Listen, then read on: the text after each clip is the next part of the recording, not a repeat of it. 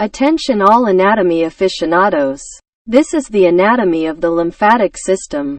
The lymphatic system, or lymphoid system, is an organ system in vertebrates that is part of the immune system and complementary to the circulatory system.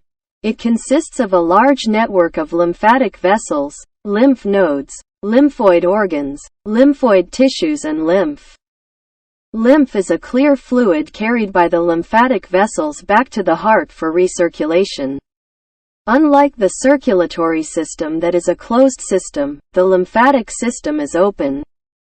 The human circulatory system processes an average of 20 liters of blood per day through capillary filtration, which removes plasma from the blood.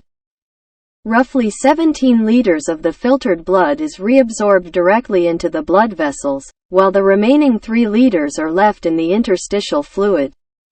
One of the main functions of the lymphatic system is to provide an accessory return route to the blood for the surplus 3 liters. The other main function is that of immune defense. Lymph is very similar to blood plasma, in that it contains waste products and cellular debris, together with bacteria and proteins. The cells of the lymph are mostly lymphocytes.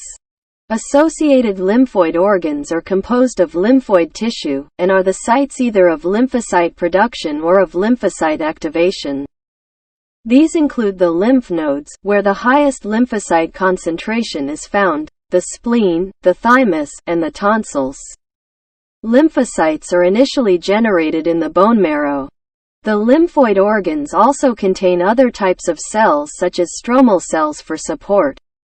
Lymphoid tissue is also associated with mucosas such as mucosa-associated lymphoid tissue. Fluid from circulating blood leaks into the tissues of the body by capillary action, carrying nutrients to the cells. The fluid bathes the tissues as interstitial fluid, collecting waste products, bacteria, and damaged cells, and then drains as lymph into the lymphatic capillaries and lymphatic vessels. These vessels carry the lymph throughout the body, passing through numerous lymph nodes which filter out unwanted materials such as bacteria and damaged cells. Lymph then passes into much larger lymph vessels known as lymph ducts.